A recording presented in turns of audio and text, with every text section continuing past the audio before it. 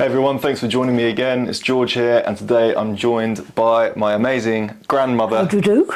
Janice Eade, although for some reason we all call you Jan Jan. Yeah. And I was thinking about this the other day. Where did that actually stem from? Do you know? You had virtually three grandmothers. You had your grandparents from your father's side, Yeah. which was two, and then you had two from my side, and there was a great-grandmother, Yeah. like Grandma Eade. Yeah. And so, couldn't call everybody Grandma, could you? Yeah, true. So I said, oh, right, somebody was Gran, and then I said, oh, call me Jan Jan. I think as well, I vaguely remember Mum trying to get us to call you Nan Nan or Nan or... That's right, yes. But we then couldn't. Used to call Dad's mother Nan eventually. Yeah, and then we just So you started... couldn't call me Nan. But instead of Nan Nan, it was like Jan Jan, and it just stuck. It then is stuck. I've always found that really funny, but everyone has a nickname for their grandparents, I suppose. Yes, not so polite. No, right. Exactly. So we've actually done a video like this together before, and it was really Yes. successful. People enjoyed it. People asked for more, which is lovely. Oh, how wonderful. And you've got an immense amount of stories to share. You've got so much knowledge, so much history, so much wisdom. And I think that it's nice to watch a documentary about history and old footage and stuff. But Well, yeah, it's recent history too, actually. precisely. However, when it's someone who's lived through it and someone who's been there and seen it with their eyes, because do you want to... Very different when it's oral to when it's written. Yes, very, very true. Do you want to tell everyone watching how old you are? How old am I? I honestly don't think of age very much. I'm 92? 93. 93. There you are, you see. When you get to a certain age, you stop thinking of birthdays and age. Well, yeah, exactly. You're 93. And I have a similar attitude with age as you do, which is age, these are just numbers and we just progressively And get health. older. Keep healthy and keep eating and keep... Yeah, exactly. And while 93 in the West is obviously, it's impressive, it's, oh wow, my grandma's 93, there are places around the world that I think I've spoken to you before that are called blue zones, where people live extraordinarily long lives, Yes. free of disease, they get well into their hundreds, and it's very normal for them to just live an active, healthy life.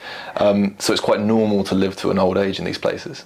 Yes, but they don't live such active, not such modern lives as we live in our town. Definitely, yeah. I mean, the town really does something to you, I think. Towns, cities, yeah, Yes. lots of And congestion. you have to live to keep up with it, Definitely. hopefully. Yeah, you kind of have to be quite stressed, don't you, to keep up with Well, the... eventually you get very stressed. Yeah, with the speed And then you of think, it. oh, I've got to switch off. Yeah, but you've never really come across as someone who's overly stressed, overly No, angry. because I do switch off from it. Yeah. I can't be having with stress Love that. because there's too much else to do, Yeah, and it's... too much else to think about. Yeah, and it almost feels pointless because we often stress about things that we can't control, so And why stress things about that it? you've lived through are much worse than what you're living through. Right, and that's very true actually, yeah. It's the stresses of things that actually happen in our life as Yeah, and opposed if you've to lived stressing through about war, what's not happening. nothing else comes up to that, so it doesn't matter. Right, exactly. Now I know you've got a list with you and lots of things to talk about. Well, in case I run out. As you run out, or you forget. Well, I thought I might start with talking about traders. Yeah, this is definitely something I think people would like to hear about. We think about traders as, your plumbers, carpenters, Well, yes. mechanics, potentially trading certain parts of vehicles, like traders. Yeah. And they're very different now because they advertise on their van, they advertise through social media, And you phone them up to come round to you. you phone them, yeah. Whereas we weren't on the phone, so we didn't phone people up to come round to us. So they used to come to us in the street, and they were street traders. And so would they come to your door and just knock on the door? No, they would ring a bell generally, and they would sing, and they would shout out, muffins for sale, or bread for sale, or cakes for sale. Not cakes, we didn't eat cakes much. And all sorts of things, meat, fish for sale. And so you would go out with your you wouldn't have a, they wouldn't back it up. You would go out with your basin or something like that to have it filled up. Wow. And it's funny because I still think one of the most magical moments from my childhood, and it still happens today, but less frequently, is hearing that tinkling sound of the ice cream van. Ah, yes. So I must have had that same feeling with the traders that came round, listening for their bells, listening for their calls, what they were selling. Yeah, and it's funny because the ice cream van, there's lots of dark humoured jokes surrounding the ice cream van these days. Like, you hear the ice cream van, you get the kids run out the house with their money, and it's like, oh, make sure the parents go with them. But on the flip side of that, there is something so lovely, warm, kind and innocent about being able to just hear that sound, run up to your mum, she gives you £1, and you just run, and all your friends are there from around the neighbourhood, and you all congregate, and the ice cream man's there, and he's whipping out ice creams, and there was something so communal and innocent about that. But he still exists. He still exists, he does, yeah. And not many of the others do that I'm going to talk about. None of them do. Right. Because there's not room on the road for them. And now it's all Deliveroo and getting it sent to your address. Phone up, can you please deliver so-and-so? Yeah, but I can imagine I've run out.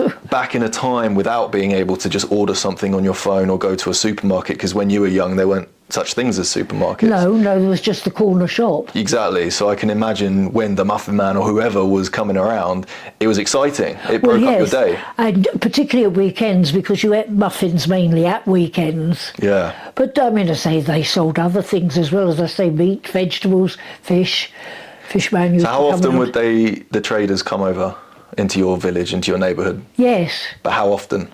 About once a week. Every week. So would they ring a bell and? Normally, yes, they would ring a bell to let you know they had arrived. Nice. And you would hear the bell and you'd go out, see what he'd got for sale. Yeah. And if you wanted it, you'd buy it.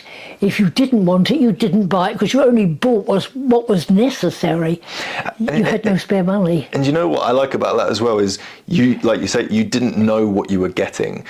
Because this is what I love about markets. Like, you go to an early morning market on a Saturday in a local town. Yes. And you don't know what they're going to sell. You don't know what you're going to come away with. It's quite exciting. Whereas when you do online shopping, or you do go to a supermarket like Tesco's, Asda, Sainsbury's, like, you go in there knowing exactly what you want to get. For a purpose. And it's convenient, for sure, if you're on a special diet and you know exactly what you need to get. But I can imagine that the excitement for you not knowing what they're going to have this week would have been dramatic. Particularly with people like Fishman and the butcher, you never knew what they were selling. Yeah. And in the war, of course, that didn't really exist. You couldn't buy meat off coupons. You had to have coupons to buy meat. Yeah. Fish you could get off coupons, but very rarely did you see it. Yeah. But living in a seaside town, I think we got more fish than perhaps other people did. Amazing.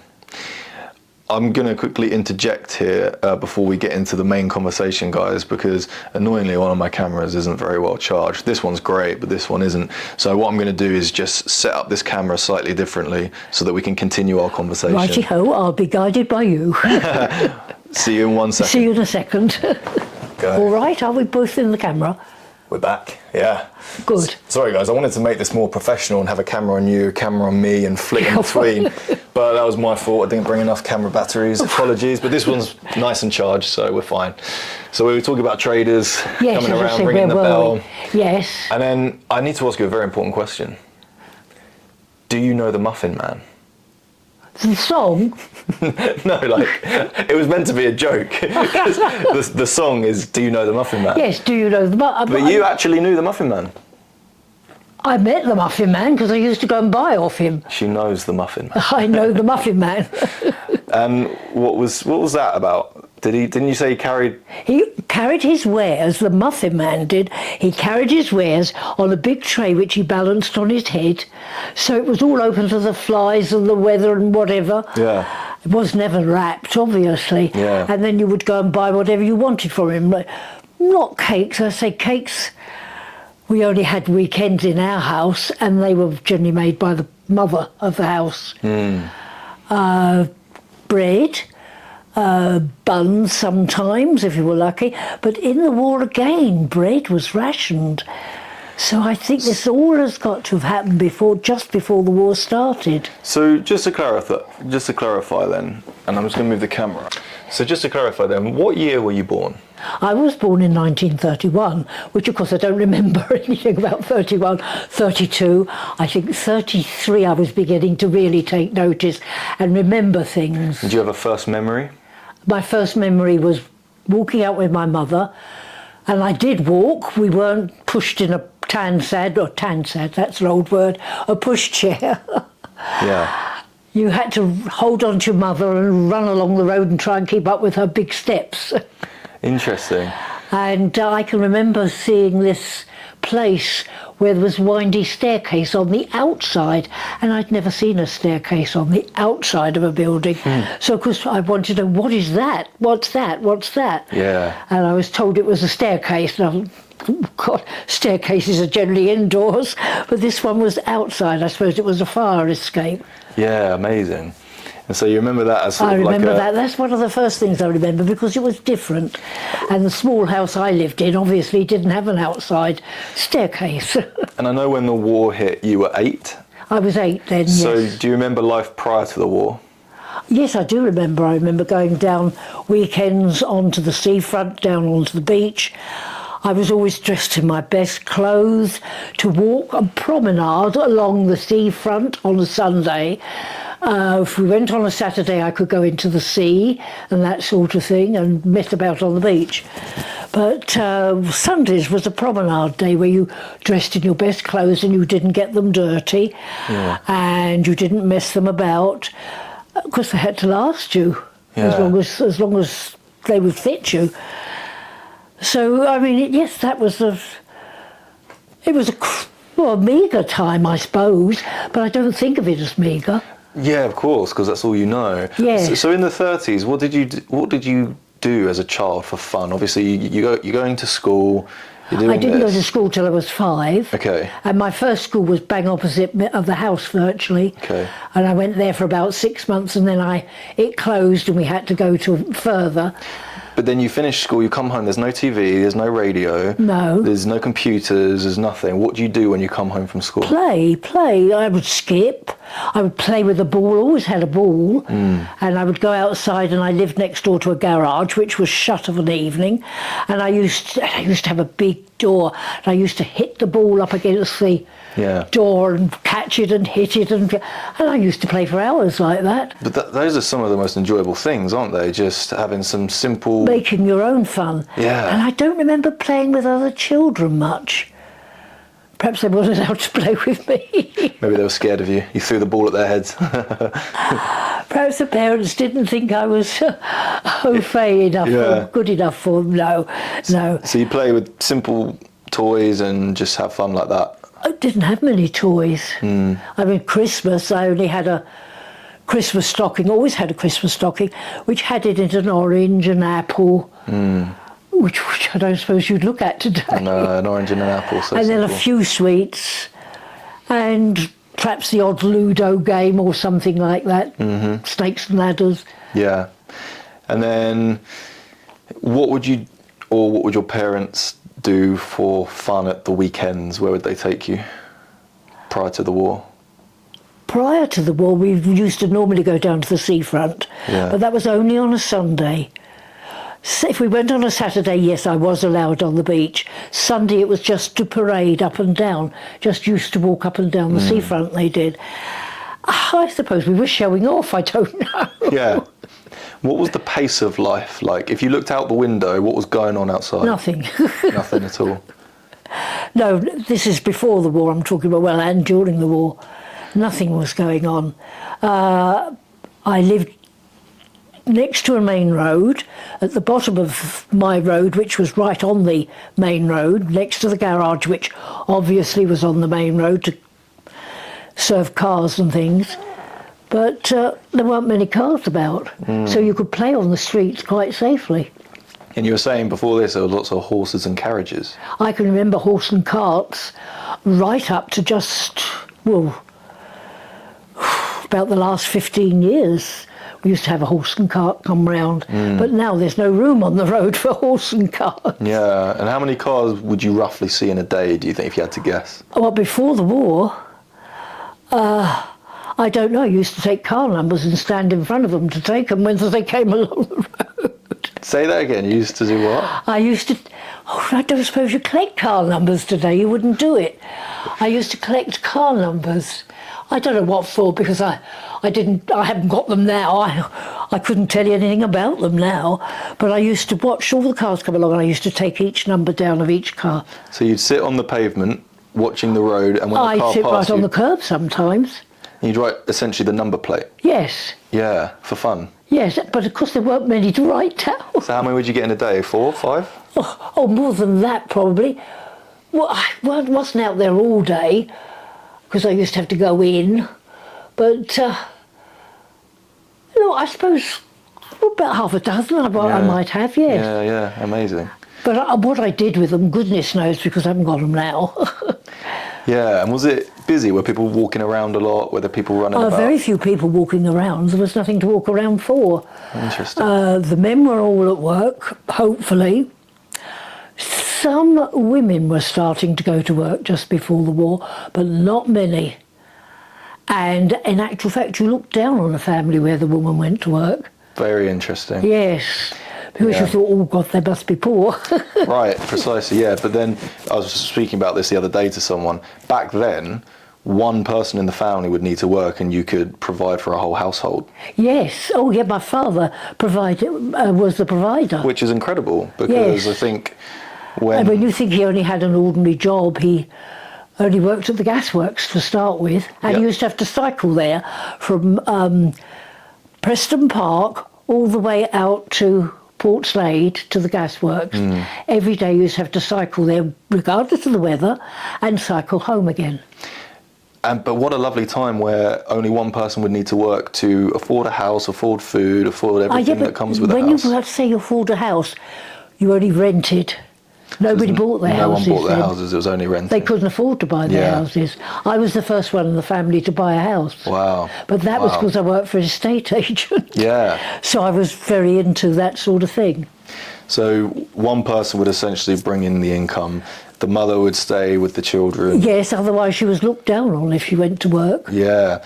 And it's just very interesting, isn't it? Because now men and women have to work. It's not a choice. Well, they they have just think to. they're going to work all their lives. Yeah, but it's what I'm saying is there's no choice. Like if one of them wants to stay at home with the children, they can't. No, they have to find extra money to pay a nursery to take care of them, which is outcome as well as income. Precisely, yeah. So I can imagine back then, upon your observation, I appreciate you were young, but I would assume people were maybe a bit slower, maybe less stressed. Well, we were slower because the woman was at home all day. She did the housework. But, I mean, you can't do housework all day long. So, I mean, there were times... I can remember sitting in the garden and having my tea, and the people, all the people in the whole house would come down. We'd all have tea together. But they'd all bring their own food and their own tea. Nice. But, well, it was nice. There was a lot of backbiting. Is that? I bet. That never changes really, does it? No, people don't change. Okay, so then the war hits when you're 8. When did you hear about it and what were your initial thoughts? I can remember people going very quiet before the war started, and they were all talking amongst themselves and always, don't let the children hear, sort of thing. So of course you're more on the ball for listening, aren't you? If you think people don't want you to hear anything. Yeah. And I thought, what is this thing called war? It's going to be wonderful. Exciting, I can imagine. Yeah, something different, hooray! Yeah. But no, and then when it came, there wasn't much difference. The only thing that struck me was my father going away. He was called up, but he was one of the later ones to go because he was older. And that was the most dreadful thing that happened to me because I had only got one parent. Yeah, I bet. And it must have been terrible for my mother, although I used to play her up, I suppose. But when you think she had a big responsibility because she had 2 children at that time, then she was expecting another child and had a 3rd child during the war. So, I mean, it must have been terribly stressful for her. I bet. But I never sort of thought of that. Yeah, I couldn't even imagine how horrendous that must have been. It must have been very horrendous for her. Was this before, obviously, because it's a sad subject to touch on, but obviously you lost a brother and a sister. Yes, but I lost the sister before the war. I was the firstborn. Then my sister was born, and we lived in a flat in Rodell Road then. And I can remember her being, I didn't know it was her. I can remember everybody going quiet and this box being carried out, which must have been the coffin. And I used to lie on the bed feeding her with her bottle, and then she was there no more. Because she died when she was very Well, little baby. I must have been about 6 when I wasn't at school. I must have been about 5, 4 or 5 when she died. Then, of course, Derek came along. My great uncle Derek. Yes, big my character. brother. And of course, I had no interest in him at all because I thought, well, he'd disappear too in a minute. Yeah. So I really didn't have much to do with my brother. Yeah. Okay. I didn't want anything to do with him, I think, was probably the truth. Yeah. And then Victor came along, which is my middle And then name. Victor came along, my second brother, who was the third one in the... Well, he was the fourth one by that time because we'd lost Carol. And he was a very sickly child. I mean, when my mother had him, she was lucky to keep him. He nearly died at birth. So he was a weak child, but he was a lovely child. Very different to my other brother, Derek. What was he like, Victor? And what age did he die? He died at 6. He was run over, wasn't he? He was run over, yes. Just imagine that, guys listening. Imagine a 6-year-old being run over by a car today. Like, obviously, that would be in the papers. It'd probably make the news. You don't really hear of that now. And especially back then when there weren't so many cars. Sorry? It happens more now.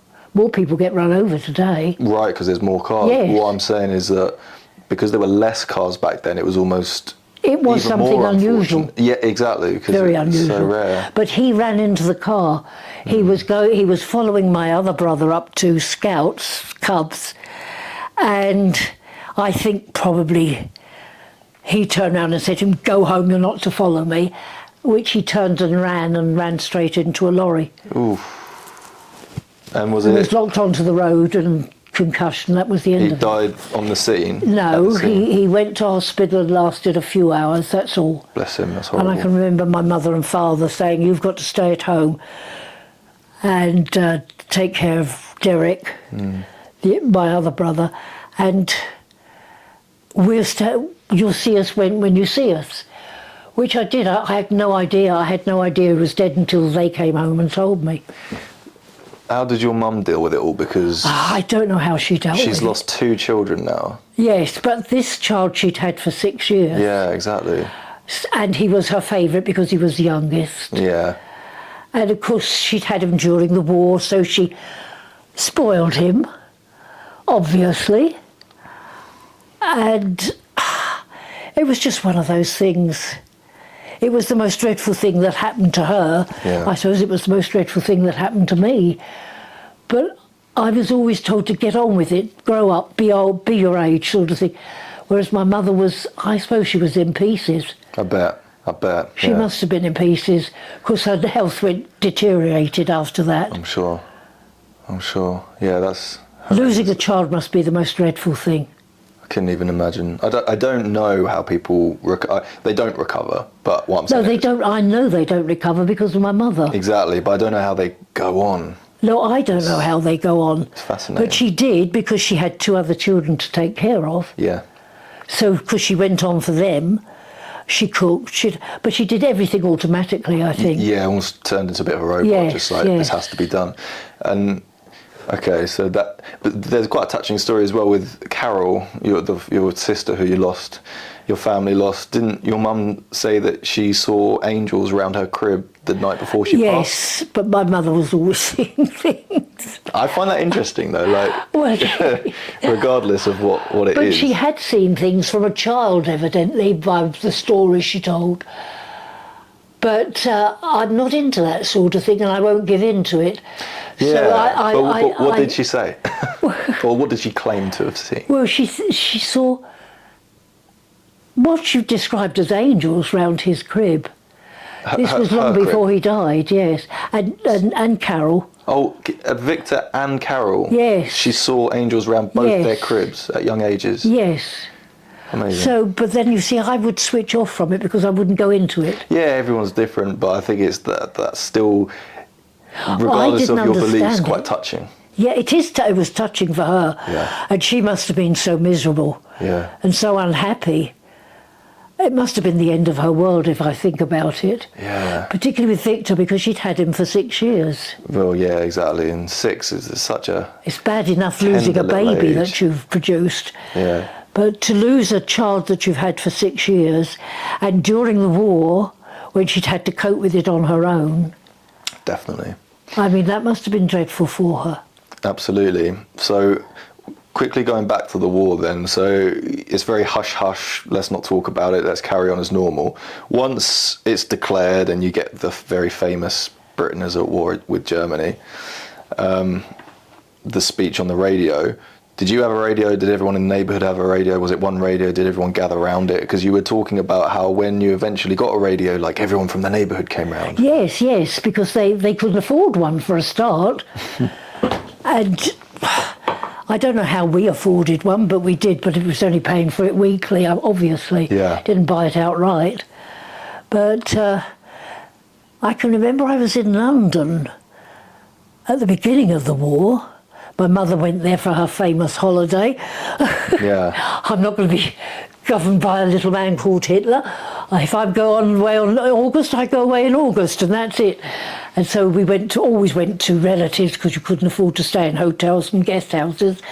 So I can remember it being things being announced on the radio. Every night at 9 o'clock we used to listen to the news to hear what was happening to the world and what was happening to us. The bombing hadn't started at that time in London. There was the odd bombs, but not much. It wasn't the deluge of bombs that it got later. And we used to listen to it. And then one night we were in the shelter. We had an Anderson shelter, which was the one outside. And it was so stuffy, and you ended up with sore throat every night. And so my mother said, I can't take this anymore, I'm going home. And Brighton was fairly safe at that time. So we went home. But... Sorry, let's go back to that, because I think there's a lot of people, history enthusiasts, who are going to be mesmerised by the fact that you remember going to an Anderson shelter. Every night we used to have to go in at 9 o'clock at night, just as the news was starting. The air raid siren would go, and my aunt would say, we're all going in the shelter, we're not staying outside, because the London bombing had started to take progress then. Where was this shelter? In the garden. So They had to dig their own hole, and I think you had to purchase a shelter. It does say on the internet how much they were to buy. Yeah. I suppose you could pay weekly or monthly for them, I don't know. But they were little holes in the ground with corrugated sheets of metal around them and a top on top, earth mainly, which they used to grow vegetables on. Yeah. And we used to go in there and shut the door, and we were all breathing in the same air. There was me, my mother, the 2 boys, my cousin and my brother, and the people upstairs, and their daughter from down the road and her child. So there must have been a good dozen of us in this little tiny hole in the ground. Did you sit there terrified, or did you think it's not going to happen to us? I was too tired to be terrified. Yeah. I think I slept through most of the night, but then you only slept on a bunk, which I had to share with my brother and my cousin, so there wasn't much room, so I was on the edge, sort of just tired enough to nod off, even though I was uncomfortable. And you heard the sound? Not so much, but you came out in the morning and the sky would be red, absolutely red, and my mother said, what a lovely dawn. And then we realised it was London burning. Wow. And London burning, and all the colour of the sky was London burning. So there must have been many bombs dropped during the night while we were in the shelter. And the sky turned red? The sky had turned red with all the fires and all those poor people. All those poor Because people. at the end of a bomb is several deaths. Yeah, definitely. And the end of a house, the end of a home. So sorry, did you get the all clear sign and Yes, the sound? yes, you get the all clear sound. What was that like? Because it's quite a disturbing sound. It was like the air raid siren, but it was long and continuous. Yeah. So when it was long and continuous, you knew it was. That would have been nice. They'd gone. The planes had gone. But the one before that, the Was warning. Yeah, it was a sound, silence, sound, silence, sound. What was it like hearing the real one? Because we can go on the internet now and we can listen to that sound, and it's a really you actually scary get it on sound. the- Yeah. Oh, good. And they do it at like New Haven Fort, you know, the Oh air raid yes, experience. yes, I heard it there. Yes, But to me, it's history. It's something that happened, but you were literally there. I was there when it went off, and we were always ready. We were always packed up with food and clothes and blankets to take down the shelter at 9 o'clock. As soon as 9 o'clock news came on, the air raid siren went, and we disappeared down into the. So I suppose when it did come on, it wasn't scary. It was just like, all right, this is happening. Let's go. Sort ourselves out. I knew no different. Yeah. I just knew no different. When you know no different, you accept it. Yeah. Was your mum displaying signs of? No, the Anxiety and- grown-ups, the adults, all tried to keep calm because they want to keep the children calm. Yeah. But when I think how many of us in that little hole in the ground, there must have been nearly 12 of us there with children. I mean, that was dreadful when you think of it. And then you had to keep the cover over the front of the shelter so you didn't show any light. I mean, they had candle or lamp light down there. You couldn't show any light. No. Because the air raid wardens would say, put the lights out. It would attract the bombers. I know. And I just think about how people got on with it as opposed to We had the no fuss option. that people would kick up about now. Well, there was no good kicking up. There was nobody to kick up to. Well, that's it, You yeah. couldn't kick up to the government. They couldn't do anything about it. Yeah. They were just as terrified as we were. Yeah, just had to get on with it. Yeah. 'Cause, And they just had the job of trying to keep everybody safe. Yeah. And then, There were public shelters. yeah. So if you were out in the day, you could go into a public shelter, or you used to go into the basement of big buildings, because basements were supposed to be the safest place, with the building come down on top of you. Did you see any trucks or troops or anything happening? Oh yes, I had lots of soldiers I made friends with. Did you?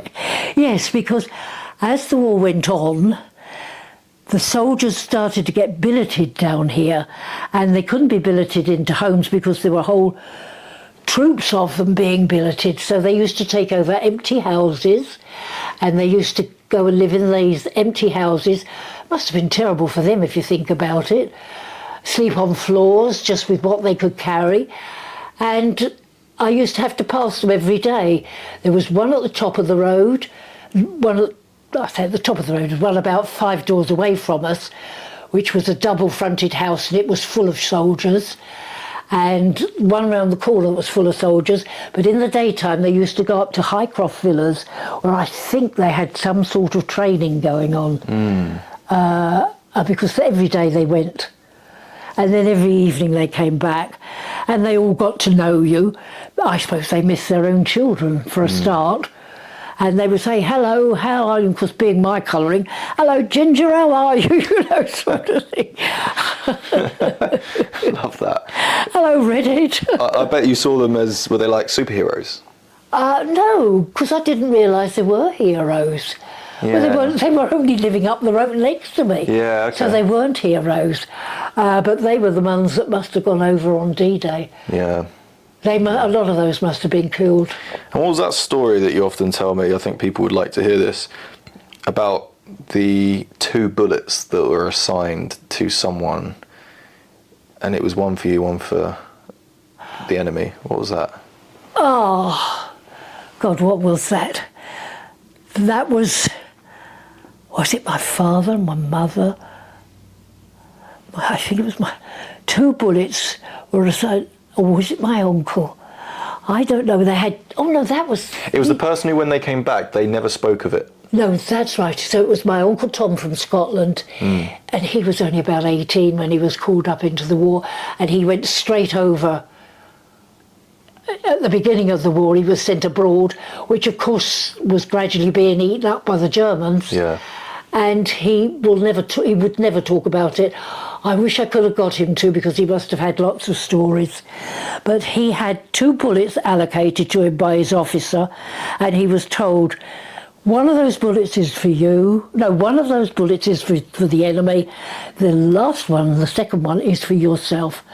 Don't waste it on the enemy, kill yourself. Unbelievable. Because you will be taken captive. Telling an 18-year-old boy that. He must have been very true. Well, when he came home, he had to go to Scotland to recuperate for 6 months. Wow. So he must have seen a hell of a lot at the beginning of that war. But luckily he didn't have to use that. And that's how he ended up in Scotland. He married a Scottish lass. Oh, nice. So, and his family is Scottish, so things always all have a happy ending. And then your dad went to Africa, didn't he? And he didn't... Well, my dad, he was called up. He was one of the later ones to be called up because he was older. They used to go by age. Yeah. Young men are killed first. Always. Older ones are left to watch. And he'd been in the Air Force for quite a while. He went up to the Orkneys to start with, and we only saw him once every 6 months when he was up there. Because Orkneys is a long way away, and you couldn't get... Trains weren't running. He had to get special permits to come home, and he was then eventually sent to North Africa. I think he had a better time in North Africa than he did up in the Orkneys. At least it was warmer. And then he was in a tank, wasn't he? And didn't he could fry an egg on the dashboard or something? Yes, they learned with their provisions that they were given to fry eggs on whatever was hot around them, because they hadn't got pots and pans. And it was that hot, being able to fry an egg. Yes, it was that hot. Unbelievable, but so cool. That's amazing. Okay, so you're living through the war for how many years? Well, I was 8 when it started, and I was... God, I can't remember now. How old was I when it finished? I must have been about 14 when it finished. Oh, yeah, 4, 5, 6. About 6 years. Yeah. I must have been. And I hadn't started work soon after I did start work, because everybody had to go to work then. And you'd have had your gas mask to school? To school, if you didn't take a gas mask, you were sent home to go and collect it. Wow. No child was allowed in the school without a gas mask. What was the gas mask like? Because you see them in the museums these days, and they're these like giant rubbery, leathery things. Were they uncomfortable? Oh, well, they certainly weren't comfortable. And once you got them on, you had to keep them on for several hours. And it used to be all hot and sweaty. And you couldn't breathe properly. You had to really gasp for it. Well, no, I didn't think about that. That was the least of your worries. It's just that you couldn't breathe very much in them. Did you sometimes take it off, get a few breaths in, and... if you were caught, yes, sometimes, but if you were caught... Get the cane. God help you. No, I wouldn't get the cane, but God help you. Yeah, I bet. Okay, so you get through the war, and then the day it's over, what was that day like for your neighbourhood? Well, the hearing that it was over, I can remember myself personally feeling great relief. So I must have been very tensed up all during the war, and that relief, I can remember feeling all relaxed and letting go of myself, my whole body relaxed. Yeah. Goodness knows what my mother felt. She must have been so pleased. But I didn't really worry, but by the evening, the afternoon, the news had got around. There was going to be a party in the on the Preston Circus. Nice. And I understand other areas had special places they went to party. And you just went and you just made a noise and partied. Yeah. And there was no drink, you couldn't get drink. Yeah. So, I mean, it wasn't a drunken brawl. It was just everybody leaping about and singing Knees Up Mother Brown and that sort of thing. Just enjoying the relief. Yeah, and so was it, You met up, some of your friends are there, family. Oh, all the neighbours were there. Everyone was there. And a lot of people you didn't know were there. And what sort of party was it? Were people playing instruments? Oh, no, people didn't own instruments then, perhaps a piano in the parlour, but they didn't have that outside. No, you just sang, you just all sang together, all the old songs, and just kept each other going with it. I mean, it's ridiculous, really. No, it's a cause of celebration, I suppose. It was the relief, I think. Yeah, I can imagine. That relief I can remember being very great. And is your dad home at this point? No. My father was in Africa at that time. In Italy, he went up through Italy. He still had to go on through and wait until he was dismissed and given a leave to come home. And when he came home, of course, he got no job. Your jobs weren't there. So he knew about gas. He'd used that during the war. So that's how he ended up at the gasworks. Nice. The first place he thought of was going to the gasworks, which of course was all that way away from where he lived. So would you like write a letter saying I'm coming home, and that got you excited, or did he just appear one day? Well, no, we were all expecting them to come home. He had to wait until he'd been sort of demobbed, and then he knew he was coming home, and then he just turned up one day. I bet that was amazing. Yes, I got my father back. But then it must have been difficult for my mother because she hadn't had a man about the house for ages. Yeah. It must have been very difficult, and it must have been difficult for him. Yeah. But he was so pleased to be with his children, which of course he'd missed greatly. So I suppose as well during the wars, because your mum wasn't working in terms of... No, she couldn't. A woman didn't go to work. Exactly. So how's she making money to feed you? If your father was called up, he got a fee for working in the army or the air force or the navy, and some of that was paid to the home. Right. Which was the money that my mother had to exist on. Right. But there wasn't much to buy. So. No, would she buy, or would the rations be taken to your house? Oh, no. You had a ration book. Have you seen a ration book? Yeah. And it would be marked, or it would have coupons torn out of it. And that was for all things. The only thing was vegetables that you didn't have to give it up for, but you had to queue up for hours to get vegetables because they weren't rationed. Yeah, amazing. Just to buy a few potatoes, you had to queue up for hours. Well, that's what I wanted to just briefly get into next, is kind of the war and everything aside, just growing up in like the 30s, 40s, 50s, what was it like to go out? Because you didn't have your supermarkets or your fast food or none of that. There was the corner shop. It was literally the corner. What did it sell?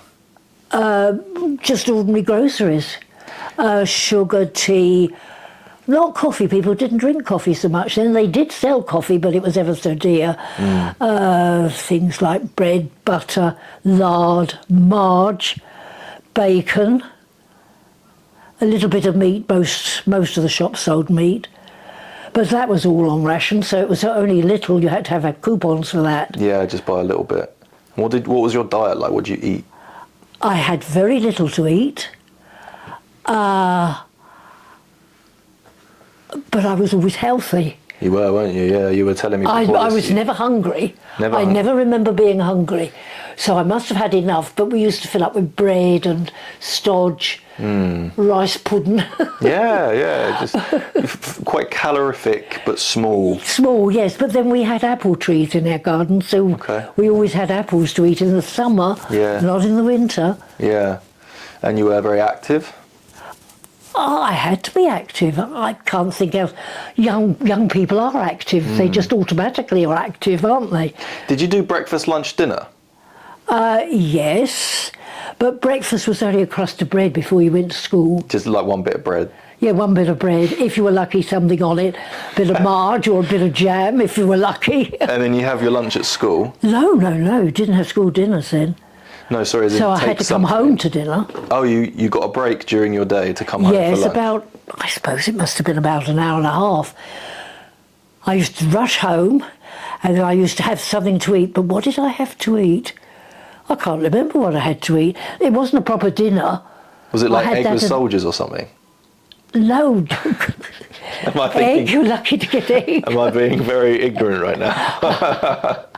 You're lucky to get eggs. You had about one egg every 3 months. Oh, really? So it wouldn't be eggs. What do you have for lunch then? A bit of bread and dripping, I expect. That was the mainstay. The dripping pot was always there. The bread diet. And there was always bread. And as I say, we had apples in the garden, but I can't remember eating many of them, but I must have. Bread and fruit for lunch? A what? Bread and fruit for lunch, maybe? What fruit? Apple? Well, it would only be if you had one in the garden. So you can't remember what you had for lunch, really? No, not really. It would have been bread and dripping, I reckon. I'm not joking. No, I believe you. Okay, and then you come home for dinner. There's And no I snacking, come home is for there? dinner when I would have a dinner with gravy on it. But hold on, so before that, there's no snacking throughout the day, is there? Oh, God, you've had nothing to snack on. I feel like I'm offending you. No, you're making me laugh. No, so... There was nothing to snack on. You didn't take snacks to school. No water bottles, nothing. So funny, isn't it? I mean, if you wanted No a drop of- water? no water. If you wanted water, you had to put your hand up and be lucky if you were allowed to go and drink out of the tap in the playground. Wow. And then, what's for dinner? What was for dinner? Well, we had gravy. We always had gravy with it. Literally gravy soup. No, it wasn't soup. It was more than soup.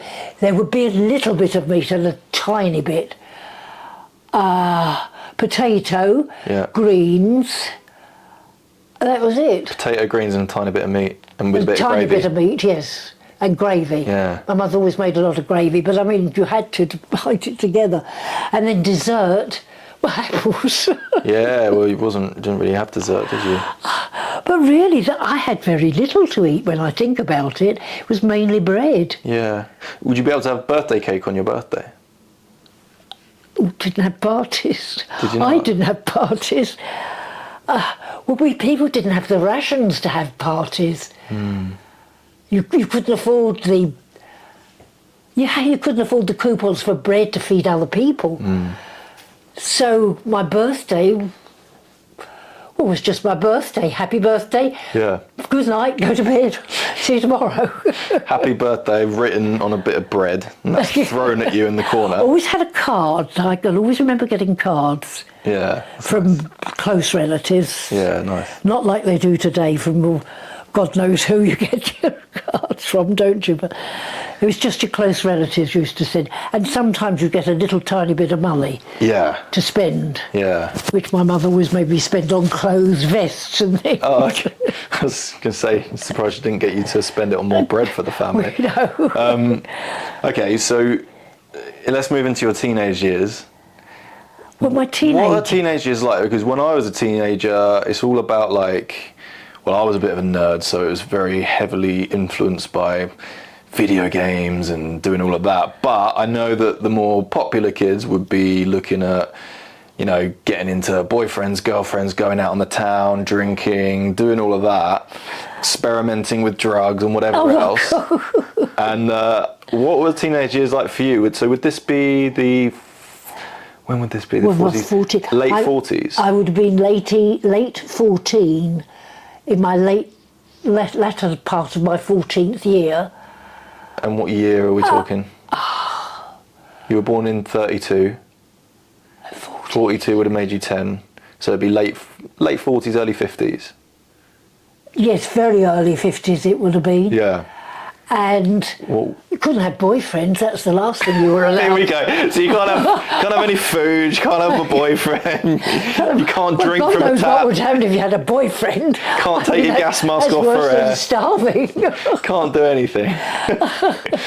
Why can you have a... Oh, well, okay. Fair enough. Obviously, Like, in case you started reproducing when you shouldn't do. okay, so that's frowned upon. I couldn't even look at a boy. Okay. Never mind have a boyfriend. If I looked at a boy, I'd be really reprimanded. So what did teenagers do in the 50s? Play ball up 50s? against the garage doors next door. Was it still very childlike? I suppose we must have been. Yeah. We must have been. I sort of was looking forward to going to work. Okay. But I was dreading it because I didn't know what work was like. And my mother always said, you are going to do housework like I did. And that made me obviously most determined that I wasn't going to do housework. So at school we had a chance of doing domestic course or a commercial course. So to be against my mother, I chose the commercial course. So you were very willing to kind of go against the narrative of women stay at home, men work. You wanted to work. Oh God, yes. Was there a bit of a movement and a shift during that time? It may have been starting, but it was really so early that I probably was one of the first to go that way. But no, I was going to work in an office. I certainly wasn't going to do housework. I'd done it all my life. Why should I start doing it again when I was Absolutely. being paid for it? Yeah. So much to my mother's horror, she threatened to say no, I couldn't go and all the rest of it. And I said, well, I've got a job. I went out and got myself a job. Where'd you work? That was down in Bartholomew's, down by the old Brighton Town Hall, the old one, the big building. Nice. And it was opposite there. And we had the councillors come round to see what we wanted to do and what sort of work we wanted to do. And I said, well, I want to go into an office. So they said, well, we'll try and find you a few jobs, interviews in offices. And I went to 2 interviews. One interview was a solicitor in the Old Stein. And God, it was so horrible. Was it? I went in there with some very old man came and interviewed me. I thought, God, have I got to work here? I can't work here. And I thought, that was it. So then I went for my second interview, which was at Bartholomew's, the estate agents. And I was interviewed there with a much younger man who was interviewing, who was my boss. And I thought, oh, this is the job I must take, otherwise I'll be skivvying for the rest of my life. And you took it. So I took that one. Do you remember what you got paid? Yes. I was paid what? 25 shillings a week, which was a lot. 25 shillings. 25 shillings a week, which was a lot. Did he put them in your hand or were they in an envelope? In an envelope. The boss didn't give it to you. He had a chap working for him who did all the money side of it, and he used to come and give you the little envelope. But and you put your shillings in a little pot or something and let it build. I know it's a long time ago. I did used to try and but there wasn't much because I had to give most of that to my mother. Oh, right, okay. So to keep me. Okay. Out of 25 shillings, I got about 5. So what would you spend your money on? Cakes. Cakes? Why not? That's what people do today. That's what I like to do. I buy nice yummy food, why not? So hang on, this sounds like there's been an improvement in your diet. It's gone from stale crusty bread. Cakes is an improvement. Stale crusty bread and you're lucky to get anything on it. Yes. To so are you eating better now? I'm not saying cakes are healthy, but you know what I mean? I still had gravy in my dinner at night when I got home. Good. My mother still gave me my dinner, Still obviously. some luxuries, okay. So I had to pay for that. Yeah. Some luxuries. Yeah. But is diet not improving, because I'm not saying it's crazy unhealthy, but it seems like you weren't eating any calories really. Are you eating more? Meat. Are you taking like lunch to work with you now? Or? Oh, no. Really? You're still coming home in your lunch break? I came home in my lunch hour, yes. And you'd have just bread? Bread. Really? That's so interesting. With a bit of cheese if you were lucky, or a bit of ham if you were lucky. And don't forget I was paying for this now. I had to pay my mother for this. So yeah. I paid her so much a week of my salary.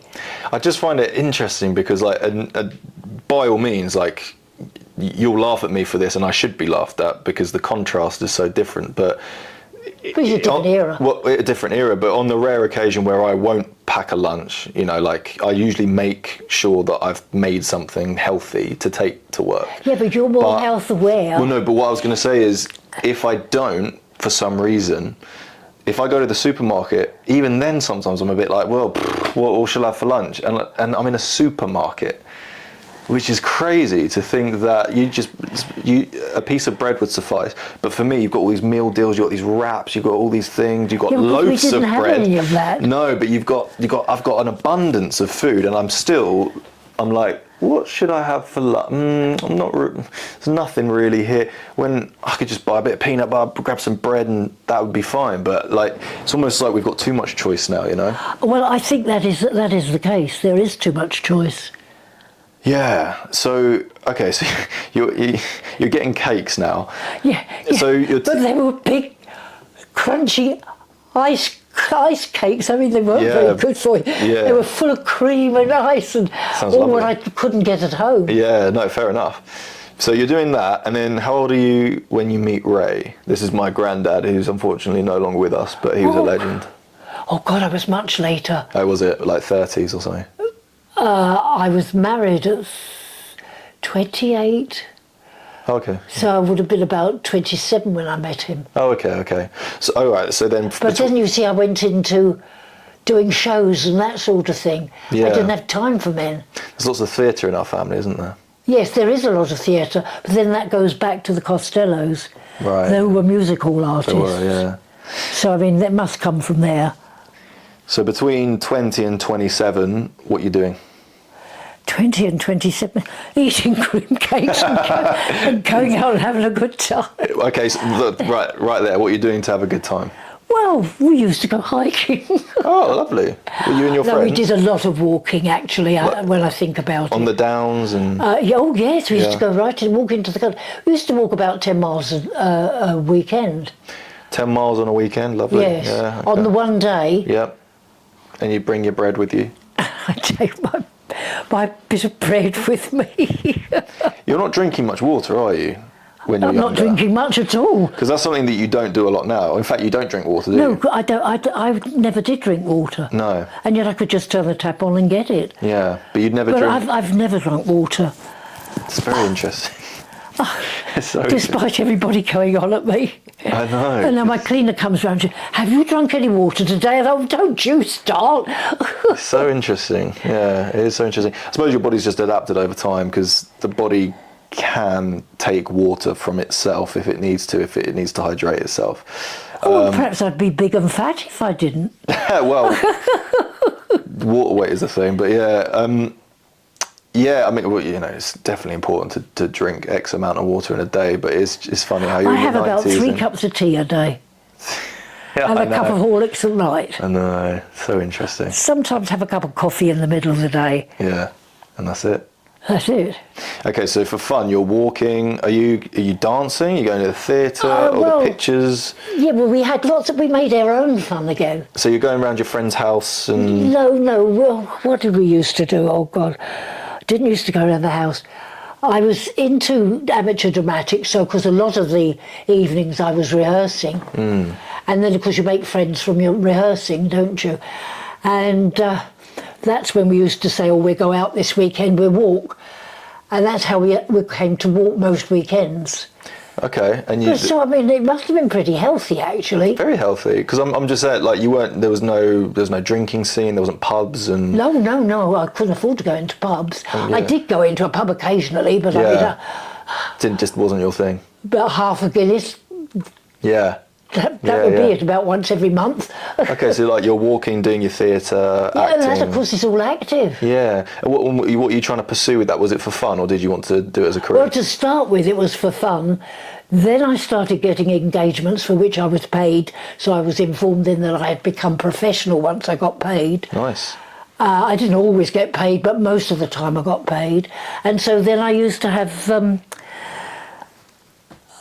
people phoning me up, could I come and do a Masonic dinner or something like that, or a ladies' night? And I used to accept it and get paid for those.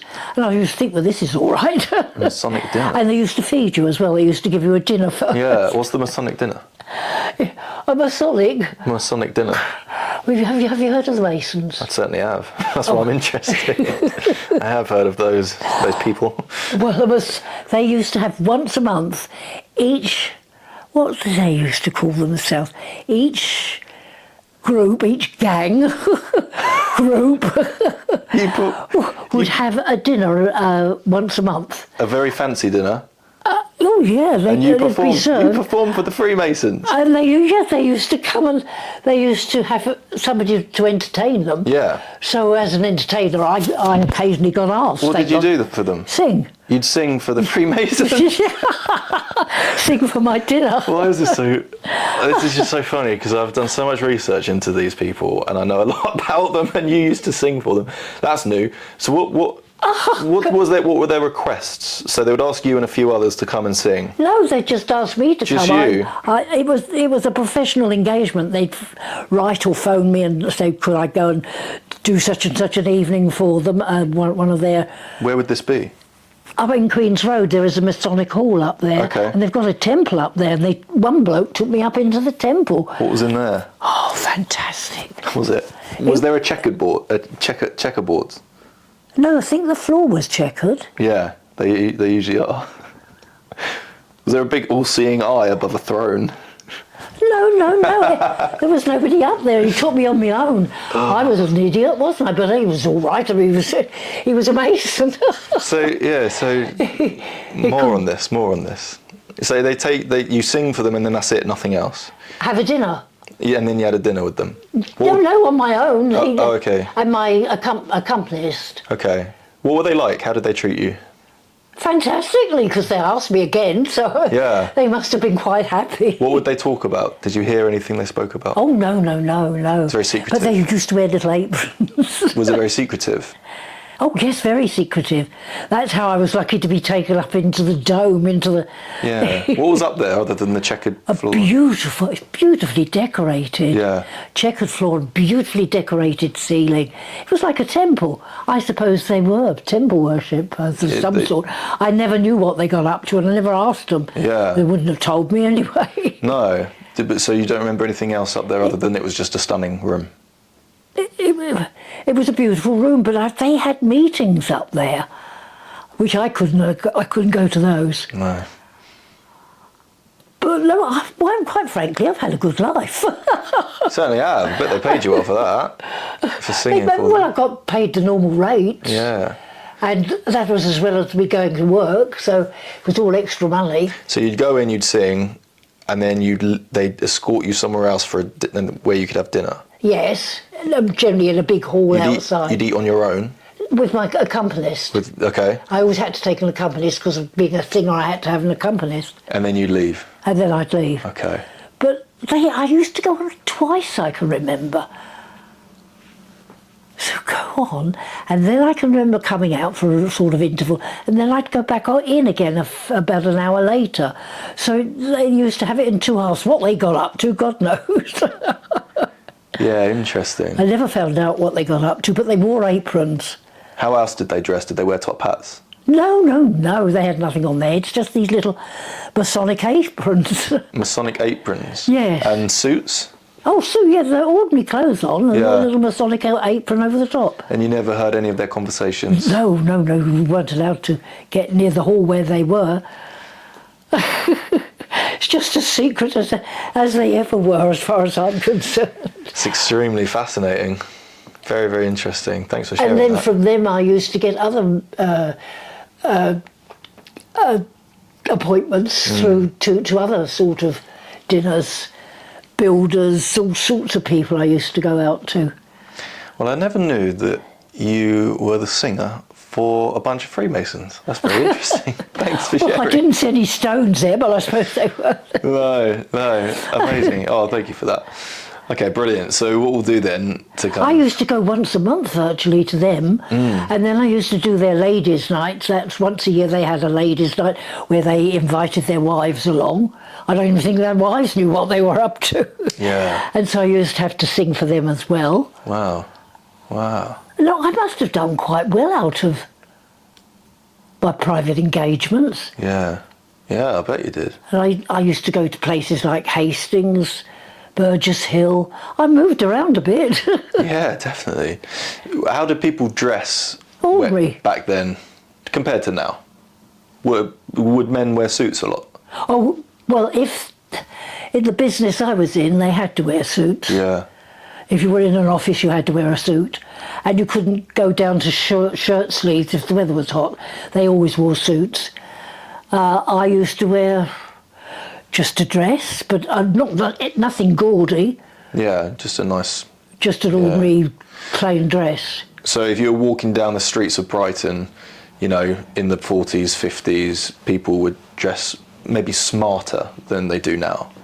Yeah, well, I can remember when they always wore hats and gloves. Yeah. But which, of course, you don't see today. That's it, yeah, that's interesting. I'm talking about women. Yeah, yeah.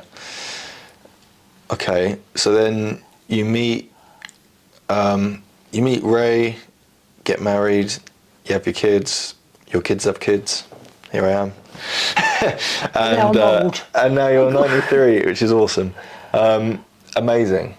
What we'll do then is we'll leave it there for this video. Yes, if that's enough for you, that's enough for me. It's brilliant. And then what I'll do is I'll film one more little video where I just throw some quick fire shots at you. How about that? Okay, all right. All right, so thanks everyone for watching. I appreciate it, and we'll be back again sometime soon. Yes, right. Thank you for watching. Thank you for being interested.